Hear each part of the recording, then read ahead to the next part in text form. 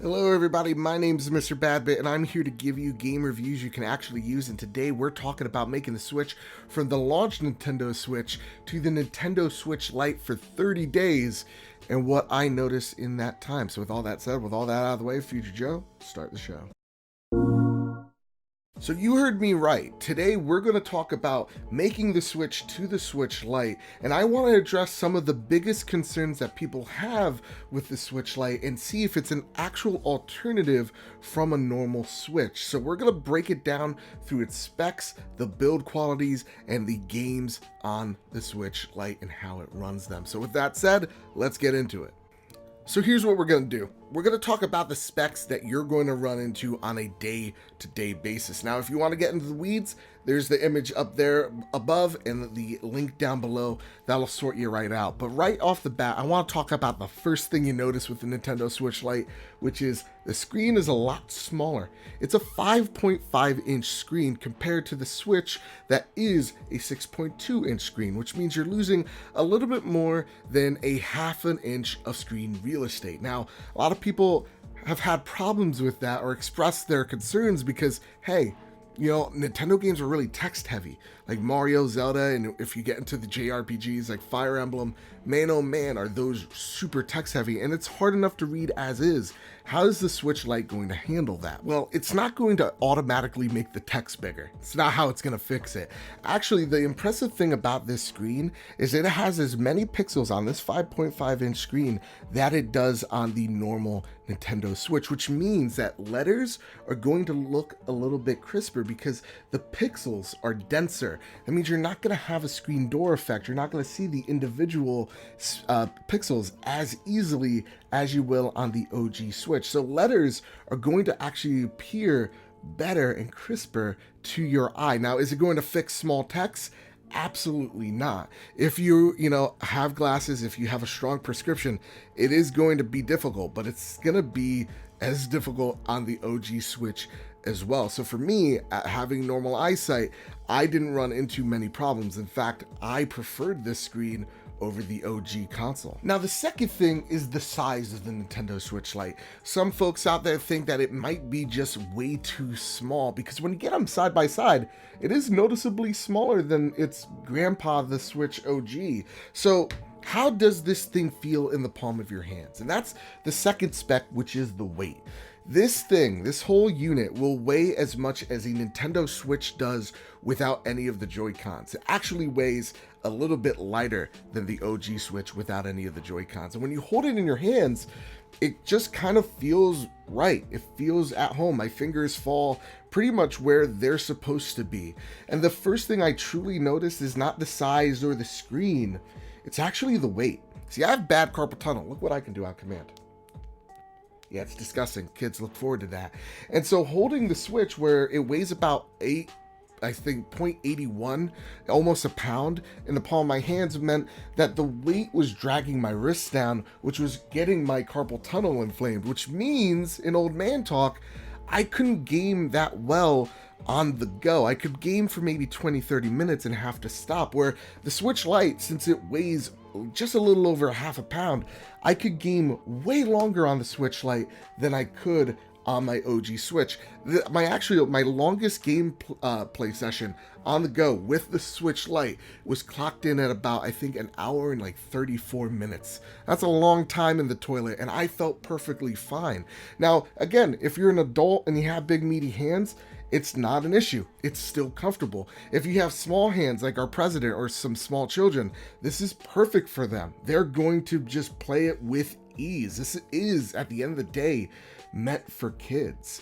And when you take away things like HD rumble and an IR sensor, those things seem like a lot, but in all honesty, and I think I could speak for most Switch owners, HD rumble is kind of overrated, and I'm even in the party where it kind of just sucks, especially on mobile. So I don't care that there's no rumble in a mobile console because I'm not using it. I never have. And when it comes to the IR sensor, the only thing we're really using the IR sensor was for one game, and that's 1-2 Switch, unless someone in the comments would like to correct me there.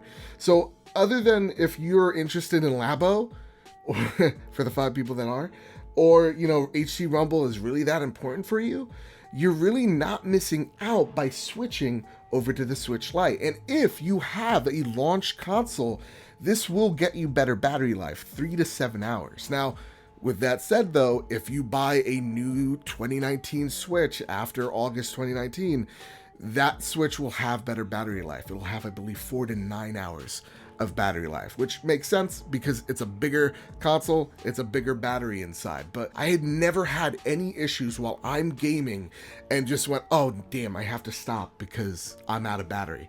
It's never happened to me. It's never happened to me on my OG Switch. So yeah, the Switch Lite's battery life, its size, perfectly fine. But what's my favorite thing about the Switch Lite? Now, my favorite thing about the Switch is also a cop-out answer, and that is the D-pad. There's an actual D-pad on this thing. Now, the only gripe I've ever had about the Switch is the lack of a D-pad on the Joy-Cons. They replaced it with C buttons because they wanted you to pass the controller, but I live an isolated life. I need my D-pad.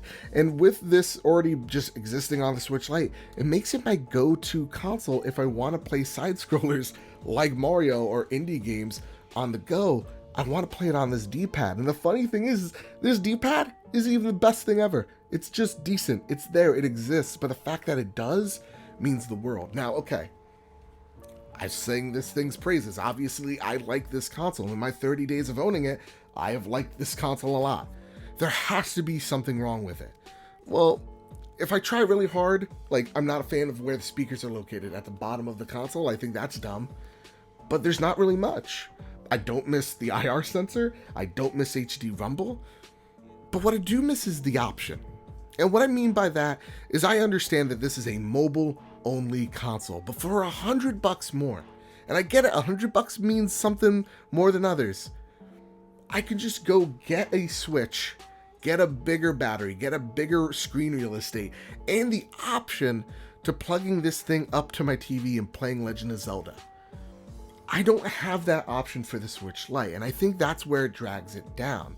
I think the $100 difference is really not big enough to really say, hey, just get a Switch Lite. You won't regret it. Because for me, I don't regret it. I really love how portable this console is. But if you are a gamer who may want that option, I think it is worth you going out there and getting a charging dock that also serves as something that projects an image onto your TV.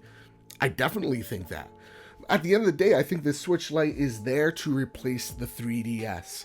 I think it's there to get kids in the door into the ecosystem of the Nintendo Switch. I think it's there to get people, instead of buying iPads and iPhones to play games, buying a Nintendo Switch to play games. I think that's what the service, or what the Nintendo Switch Lite serves, is trying to bridge that gap. It's here to kill the 3DS, not replace the Nintendo Switch. So at the end of the day, do I recommend this to people? I think if you're a parent, go out there, get this. And I'm not saying that this thing's indestructible, that little Jimmy's not an asshole and he's not going to break this thing, but what I will say is little Jimmy is an asshole and he's going to lose one of these. The fact that this thing has movable parts, guys, the fact that this is held up essentially by a button, your kid's gonna break it. Let's be honest, they're not angels, they're little monsters, they're terrifying.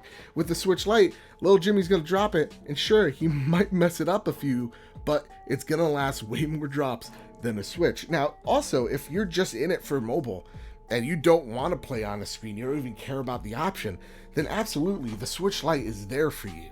For sure. For me, after 30 days though, I do really love this console. I feel like it's a solid construction. It feels right in my hands. I love playing it on the go. It's gonna be my main Switch. For me, even owning a Switch already, I'm not gonna trade this in, but I'm not gonna toss this aside either.